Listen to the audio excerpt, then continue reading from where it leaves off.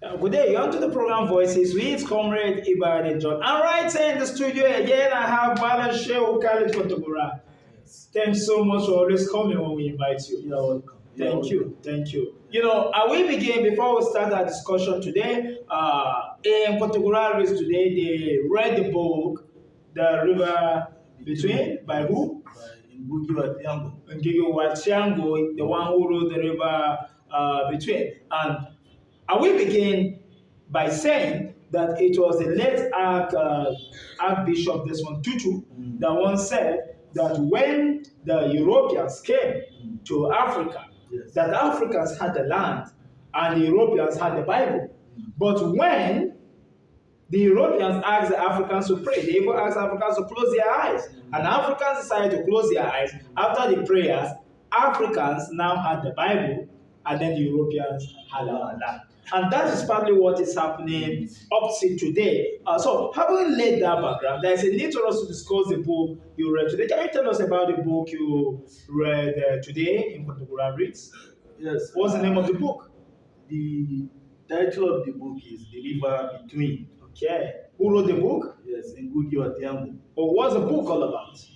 Well, briefly, the book is all about the coming of the white men, that is the colonial masters, to Africa, specifically Kenya, because the author is a Kenyan.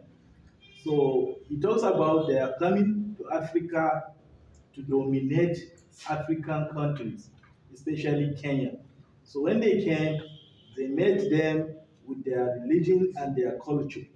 So they tried to introduce their own, values, that is Western value, to them. And this is what creates conflict between the two tribes. And that is why it is called the river between. Okay. Because we can give this two different meanings. Literally, when we say river between, we are talking about a river that divides the two communities. You understand? So he divides them into two.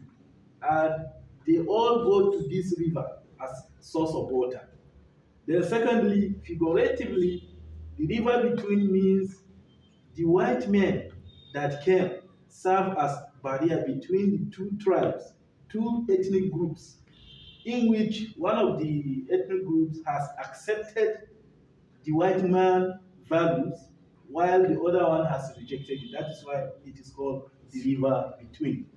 So it is something that happened between a major character, Waeki, who happened to be one of the communities there, and he is the major character of the novel.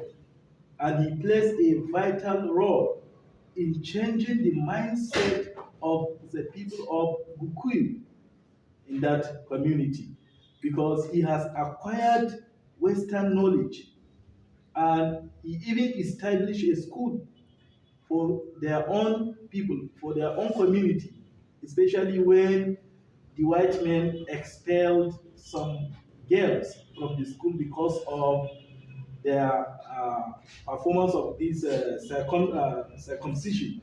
So it is this Waeki that established a school and enrolled them. And at the end of the novel, we found out that Waeki has been criticized by Kobanyo, one of the characters in the play or in the novel. And why? Because of the prophecy made by his father, that is Chedi, that Waeki is going to be the savior of that land. And Kobanyo does not like this because he is jealous of Waeki. And that is why when Waeki is addressing the public, that is at the end of the novel, it is Kobanyo that came out and told the people that they shouldn't listen to him. Because according to him, Waeki is telling them lies. So they shouldn't pay attention to what he is saying. And he is saying so because of the jealousy of the prophecy his father had in the past, that Waeki is going to be the savior of that land. And he doesn't want that to happen. And this is one of the reasons he came out to convince people that they shouldn't listen to Waeki. So that is in short So the story is just all about two different communities in which the white man came and dissuaded them from their own way of life, their own traditional values, and introduced his own. So he tried to impose those values, those Western values on them. And some of them have rejected it. While